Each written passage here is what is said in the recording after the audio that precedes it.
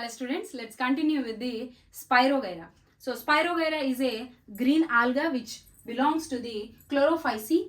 Okay, so this Spirogyra is a filamentous structure or filamentous algae, and this is unbranched algae, unbranched filamentous algae, and we call it as pond silk or pond scum. Pond scum. So let's draw the structure of Spirogyra. Structure of Spirogyra. So this Spirogyra is a single long filament. It looks like this. So this has an outer cell wall, inner plasma membrane,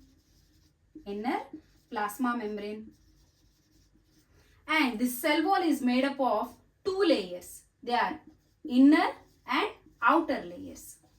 So the inner layer is made up of cellulose and the outer layer is made up of pectose. So this pectin, when dissolved in water, it produces a mucilage. Produces a mucilaginous substance. Okay, now coming to the cell, it has a large vacuole.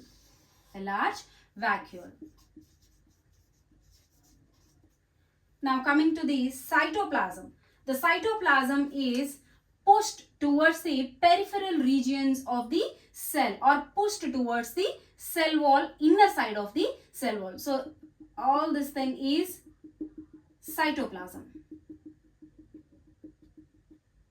So this is pushed to the cell wall. Cytoplasm, which is pushed to the cell wall or to the peripheral region inside of the cell wall, this cytoplasm plus a large vacuole together called as primordial utricle.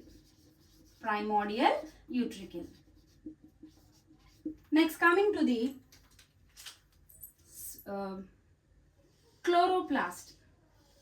So this chloroplast is a ribbon shaped and it is spiral shaped. Okay, this is the chloroplast. This is ribbon shaped and it has pyrenoids on it.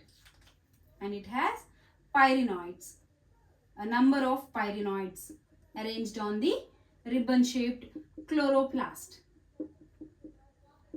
These are the pyrenoids.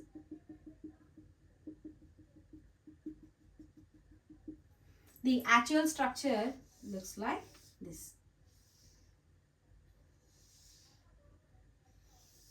So this is the chloroplast and these are the pyrenoids on the ribbon shaped chloroplast.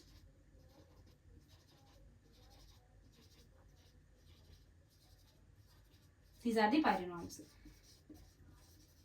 So pyrenoid looks somewhat like this, with the centrally located protein molecule surrounded by starch granules. These are starch granules. Now coming to the nucleus. So this is centrally placed by cytoplasmic strands. Centrally placed by cytoplasmic strands. Or you can draw like this.